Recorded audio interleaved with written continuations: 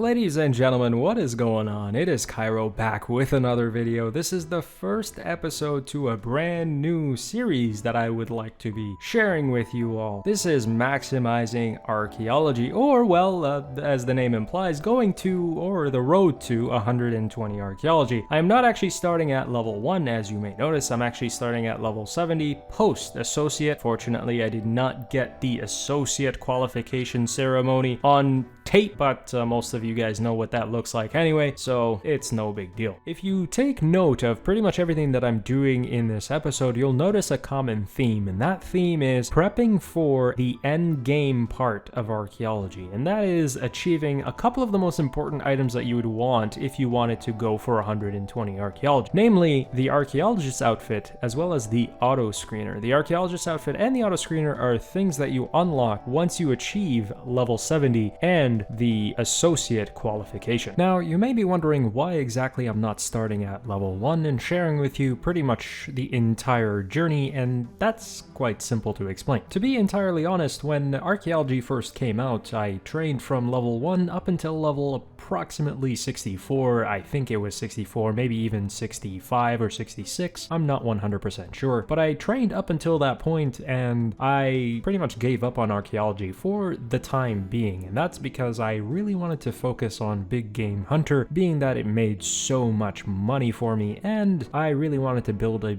big bank. And as you may know, I'm really focused on achieving 10 bill, and that's another series that I'm running on this channel. And the first level of the video comes in and we achieve level 72 archaeology. Not a huge milestone, nothing really cool that got unlocked at this level, but level nonetheless, and pretty happy about that one. Now, after using the Necronium Matic for a little bit, I decided to purchase two Dragon Matics because I was going to upgrade both of them to the Crystal and Imcando variants. Honestly, not the smartest of decisions, because I could have just waited on one of the Matics. I could have bought it a day later and it would have been cheaper, but you know what? Losing money in a trade is just part of the game. You win some, you lose some. You can't really get too upset over it. But yeah, now after making the purchase of the Matics, I obviously needed to get some harmonic dust. I did not have any in the bank. I had absolutely zero, so unfortunately I had to go on approximately 4-hour, 5-hour grind to achieve 4,000 harmonic dust for the purpose of creating that crystal matic. And just like that, we are down, unfortunately, 97 mil. I am going to talk a little bit more in detail as to what the bank is looking like in the Road to 10 bill series, but for the time being, I decided to perk the crystal matic with Honed 4, Furnace 4. Not best in slot, but definitely are going to do, given the fact that I'm not going to be using this matic for too long. Arguably, my favorite part about archaeology is the fact that you can complete tetra compasses, and tetra compasses are essentially a one-step clue scroll. If you gather all the pieces, you fix the artifact. It is technically an artifact. You fix the artifact and you power it with the monolith. It will basically point you towards a specific location where if you excavate, it will provide you with some kind of loot. As of right now, at level 74, I believe, within this video, at this given point in time, I've only completed, well, 2 tetra compasses, and I am now about to finish my 3rd tetra compass. And luck just happens to be on our side. We get a Dragon Matic.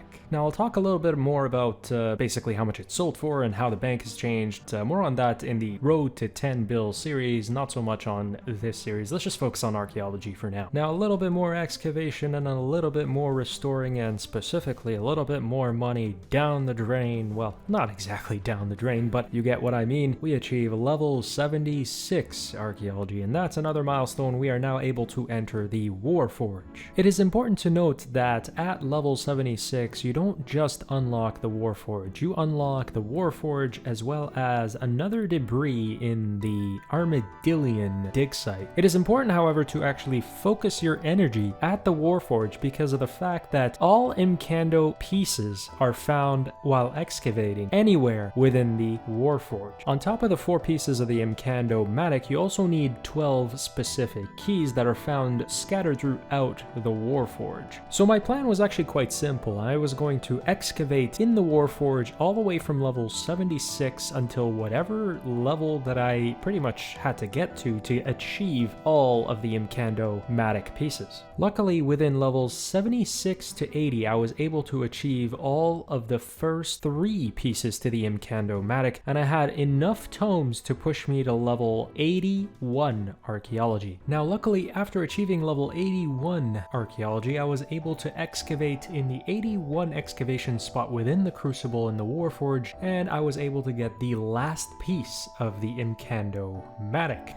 It is important to note that level 81 Archaeology is the minimum level that you can boost to actually get into the area where you can create the Imcando-matic. After having acquired all of the keys that you would need to open the door, as well as all the pieces to the matic, we are now able to enter the area where you can create it, and finally this was the end of a 4-hour grind. Finally, very happy to get this over with. Fortunately, another 97 mil down, but it is what it is, you gotta do it. Now, just like our Crystal-matic, we definitely had to augment and perk our Imcando-matic. I was going for Furnace for Fortune 3, but not really for this matic specifically. I wanted to save that gizmo for when we had the space and time. I also had a bunch of silent components left over, so I pretty much settled for Furnace 4 Honed 6 for my Imcando-matic, which I believe are more than sufficient, in fact pretty good for our current level and our current goal. With all that being said, I hope you enjoyed the first episode to Maxing Archaeology. This has been Cairo, and I will see you next time.